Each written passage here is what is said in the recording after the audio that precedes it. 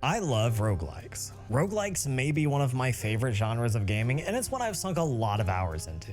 There's a certain magic in hurling yourself into a fresh run, seeing what RNG changes so that you get a little bit further this time, or to get just one more unlock before repeating the cycle all over again and seeing what unfolds next. There are few game loops that hook me so effectively. And when a roguelike is at its best, I am irresistibly compelled to play one more time, just get in one more run to see if RNG Jesus will bless me with the perfect OP run. Now, despite all of the love that I have for roguelikes and a continuous innovation within the genre, if I'm being honest, roguelikes peaked long ago.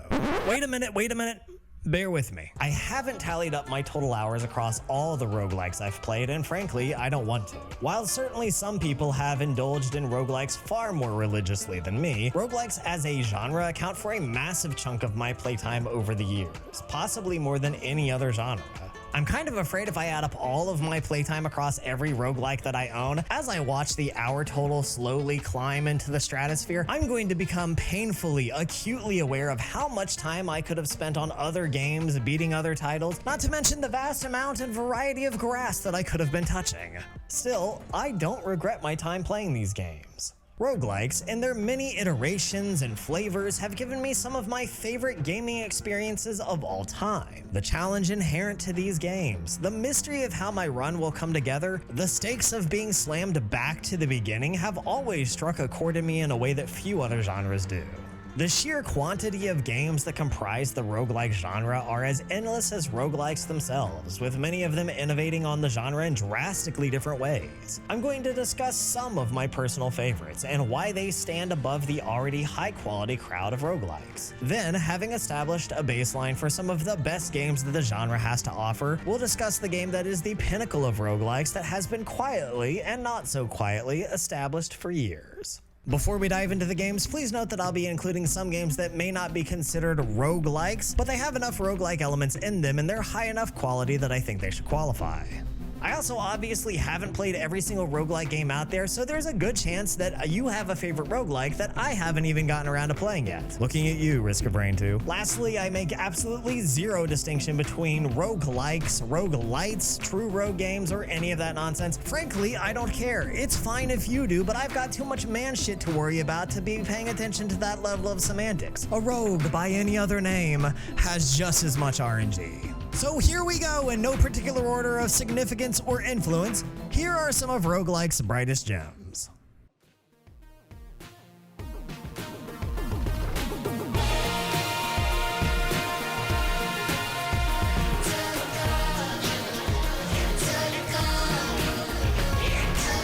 Every last aspect and detail of Enter the Gungeon ties to guns and gun paraphernalia, the Gungeon itself, the enemies, the power-ups, the weapons, the lore, the currency, the environment, the bosses, and so much more are consistently, unashamedly gun.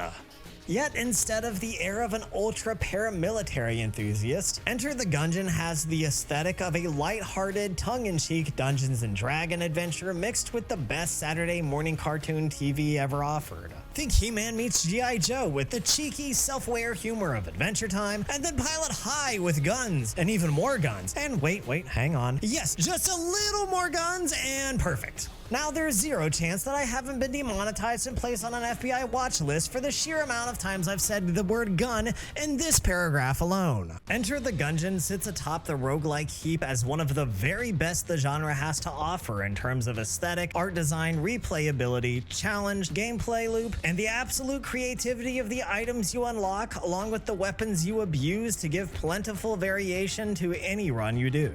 With multiple character classes and a list a mile long of unlockables and weapons, each with their own wildly imaginative take on the very concept of a gun, and you have the makings of a roguelike juggernaut that keeps you returning time and time again to conquer a compelling challenge that forces you to bring your A game to meet the many hazards and dangers the Gungeon has to offer.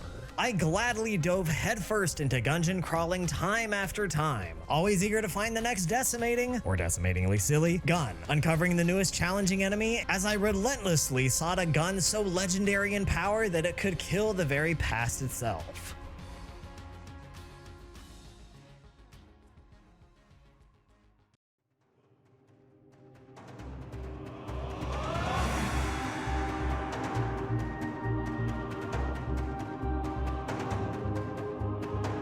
Wholesome content creator Girlfriend Reviews once referred to Dead Cells as diarrhea Christmas lights. I hadn't played Dead Cells at the time, but now that I have, I can honestly say that nothing I've heard describing the game has ever been more accurate than that. While Shelby, the titular girlfriend of Girlfriend Reviews, didn't really care for all of the visual noise and constant chaos of this side-scrolling roguelike, my wife actually loves the game and enjoys the various playthroughs of it. Now granted, this is mostly due to the Castlevania content that's made a cameo in the game. My wife is nothing if not a sucker for references to things that she loves. And for better or worse, she was absolutely hooked by the Castlevania Netflix series. I'm of kind of mixed feelings on this one, but you know what?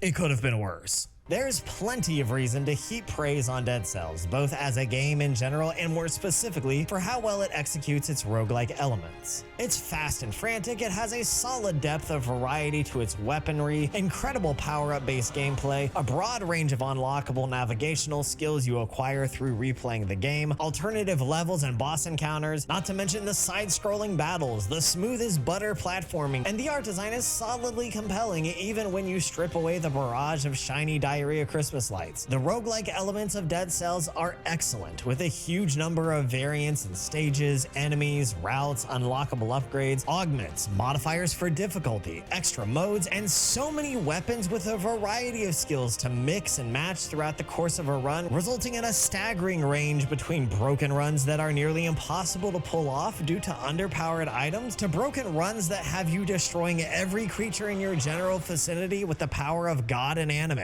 Most notable to me, however, is the scope of homages this game gives to other franchises, both in the roguelike genre and gaming as a whole. Everything from character cameos to lore tidbits to weapons, items, and even skins from gaming mainstays and niche titles alike. All these elements bring a unique and fun feel to Dead Cells, a melting pot of gaming that has me doing the Leo meme in my head so often I couldn't help but laugh. From the sheer dedication to value to the depth of its content, as well as the clear love of gaming in general, Dead Cells is truly a roguelike must.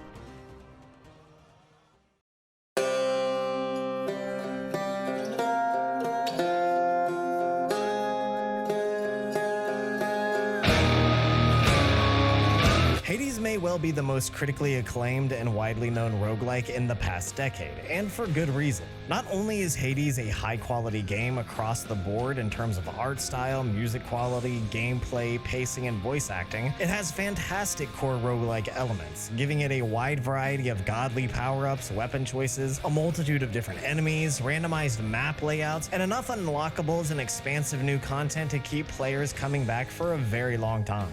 What's truly impressive about Hades, however, is how well it adds story elements. A slowly unfolding plot and rich character interaction complete with hundreds if not thousands of fully voiced lines from a colorful cast of literal Greek gods between each run into the underworld's many terrors and threats combine perfectly to make the story shine. The many threads of plots and subplots between all the characters continue to develop and evolve through hours of gameplay and plot-driven interactions, giving players even more reason to continue pressing through many runs, giving a sense of meaningful progression that goes beyond the unlocking roguelike elements alone. Hades keeps you engaged and pulled into its loop, whether it's unlocking the next power-up, seeing what the next engaging exchange with your favorite god is, or simply to humble good old dad once again. Hades is a joy to jump back into again and again.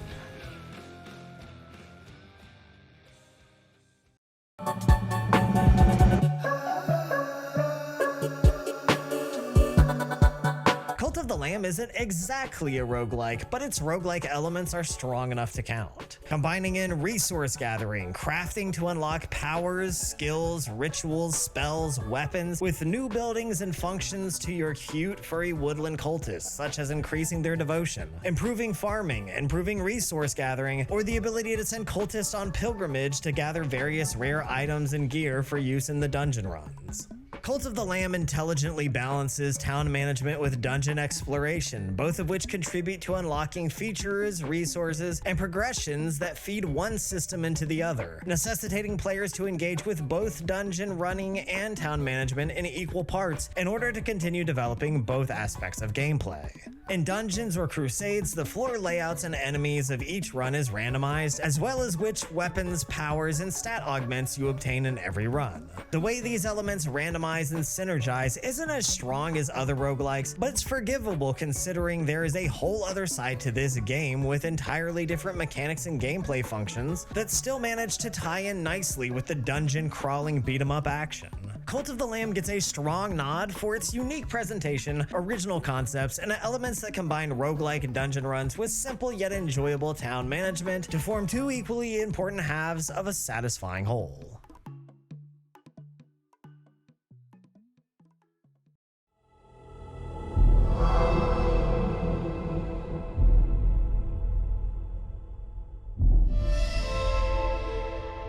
Roguelikes are widely known as an indie genre. Though some elements we find in roguelikes have had some influence and play in big budget games, roguelike games have almost entirely stuck to the realm of smaller studios and dev teams. Returnal is perhaps the first true AAA roguelike, and the bigger budget and larger dev team really does show.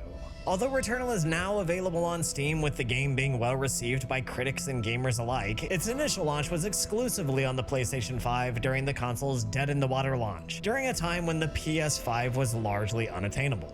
And unfortunately, the crippled availability of the PS5 did its damage, preventing Returnal from being as widely played as it really deserved.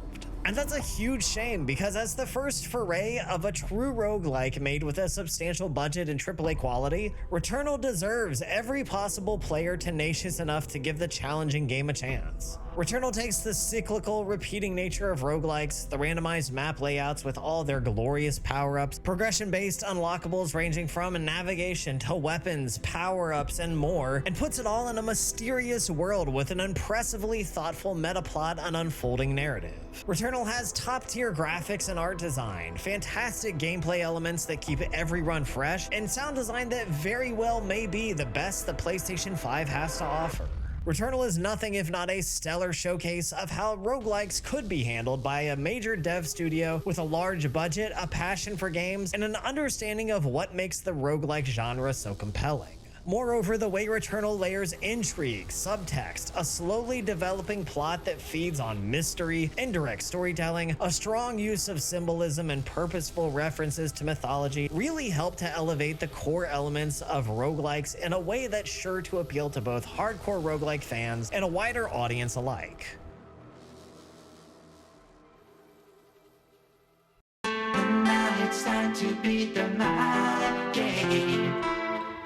Now it's time to beat the mind game. Prey Mooncrash may very well be the most overlooked and underrated roguelike masterpiece ever made. I can understand why, given that Prey is in itself a devastatingly overlooked work of gaming art, the main game being arguably the best immersive sim ever made. The fact Prey hardly ever gets mentioned as a genre-defining breakthrough game considering just how masterfully crafted the game is, and how large it looms in the relatively small and underserved immersive sim genre is nothing short of criminal.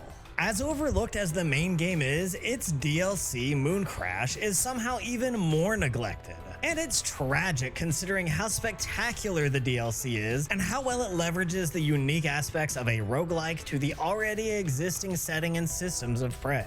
Although its story and narrative elements aren't as strong as Hades or Returnal, Mooncrash nonetheless has some solid story beats that are tied to various aspects of environmental storytelling, showing the numerous events taking place on the moon base where the active gameplay unfolds, as well as a meta-narrative of an entirely separate character who is progressing through the simulation born from the memories of the event you play through. It gives a nice layering of indirect storytelling that marries well with the roguelike gameplay loop. We have the usual standard roguelike procedural generation of various elements of the game. While there are some aspects of the levels that remain consistent, the placement of items, enemies, gear, essential key items, and other challenging elements all have the hallmark randomization of roguelikes. As you play through Mooncrash, you unlock new characters, power-ups, equipment, and weapons, as well as various unique modifiers and selectable options that both power up your characters and increase the challenge of each run. The real genius of Mooncrash is how it ties into the requirements for successfully completing the game. Throughout the game, you will have an ever-increasing list of specific requirements you must meet, from specific events you have to participate in with certain characters, to performing specific actions, acquiring certain augments, and escaping the doomed moonbase in various ways. Completing the game with all required objectives and events met by each particular character is a challenging endeavor that requires repeated cycles to see how each part of the overarching puzzle fit together, all while still giving a stunning degree of player choice and emergent gameplay using the immersive sim elements that Prey brings to the table. And when all the parts and pieces of Prey's original mechanics fit together with Mooncrash's roguelike systems and slowly unfolding objective structure, you're presented with many contrasting elements that should directly contradict and conflict with each other, but instead are somehow beautifully functional. Prey and Mooncrash symbiotically come together to form a fantastic and utterly unique entry in both the immersive sim and roguelike genres alike.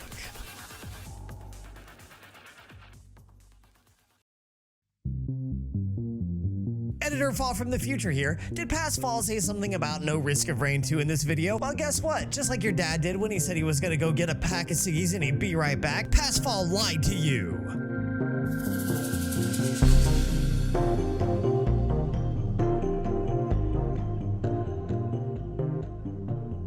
Since I started writing this script, I've actually had a chance to play Risk of Rain 2, and it's too good for me to not talk about here. I love the pacing of the game, the aesthetic, the way you can just continue to pile item after item onto your character until you're essentially an unstoppable titan. All the while, the difficulty of your run continues to escalate. The longer your run lasts, the more enemies pour out, swarming you at every turn as the elite grow harder and harder to kill every passing moment. It all has that fantastic feel that's so integral to roguelikes and makes them so exciting.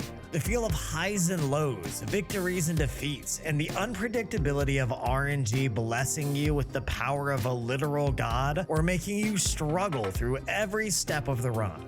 Progression through the game unlocks more and more items, equipment, and unlockables, which shift the way the run unfolds in both small and game-breaking ways. Additionally, progression opens access to a number of characters, each of which have their own unique abilities and attack methods. These go beyond a simple small difference in gunplay or power-up, but rather are such large shifts that each character has a distinctive and standout way of playing all their own. The variety and unique experience this offers to each run based on which survivor you play as is tangible.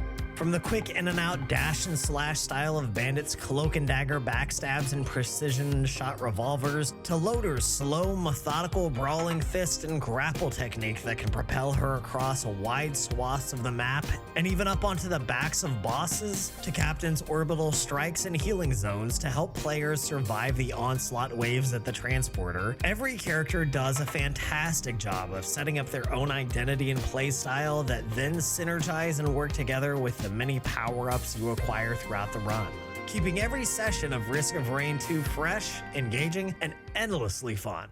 As if all this wasn't enough, Risk of Rain 2 quite honestly has one of the best soundtracks I have ever heard. No, really, I will rant about this soundtrack for hours. You don't understand the magnitude of boner that I have for Risk of Rain 2's music. Risk of Rain 2 is an amazing roguelike that I plan to spend a lot of hours with. And you will very, very likely see a full, self-contained, extensive video from me on Risk of Rain 2. So, yeah, stay tuned for that.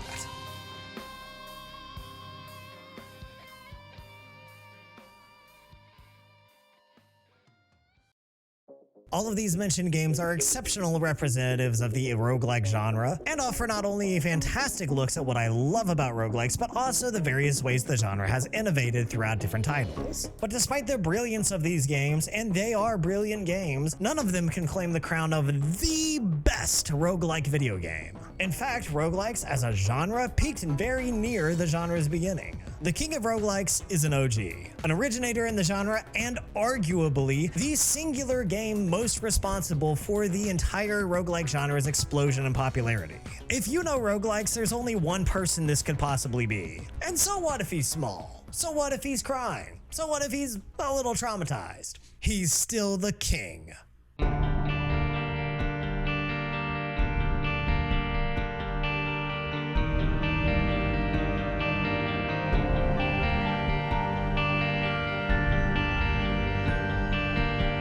Binding of Isaac was not the original roguelike.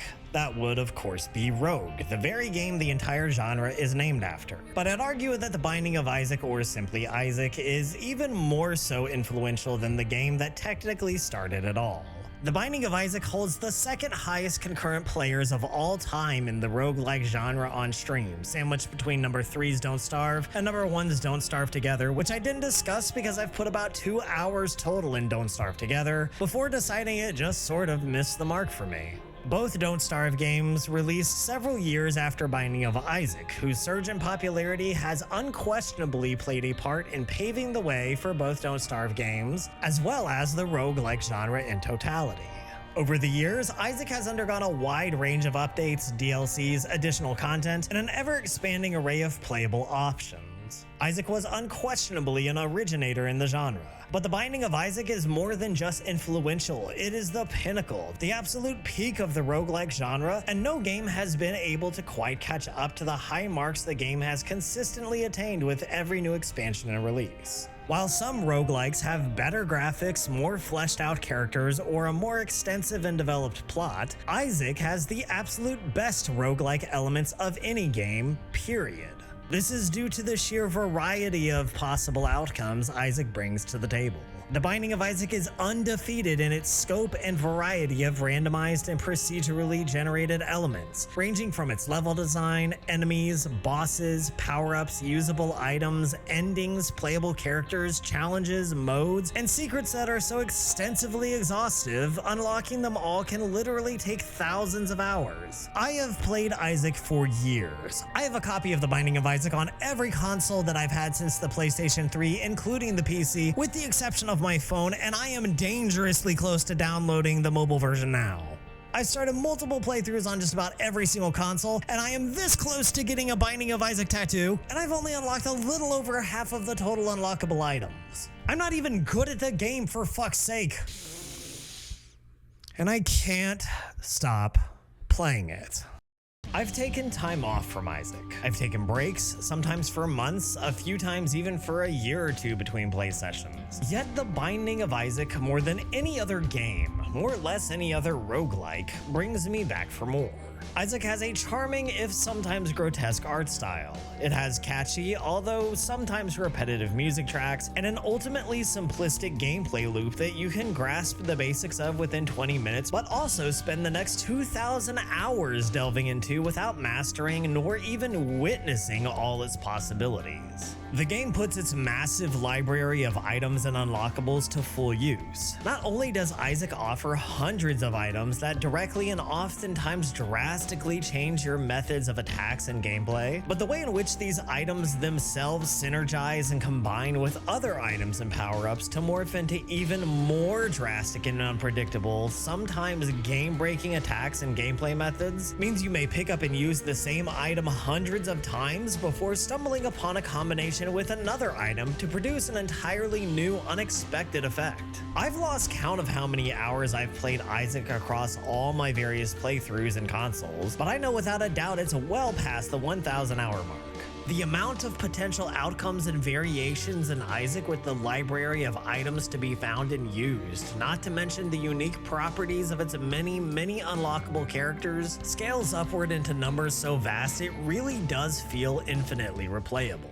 Fans much more dedicated than myself have completed every single last aspect of this game, unlocked every single one of the 1,000+ unlockable items, challenges, rooms, bosses, and other achievements, and still gone back to play again and again.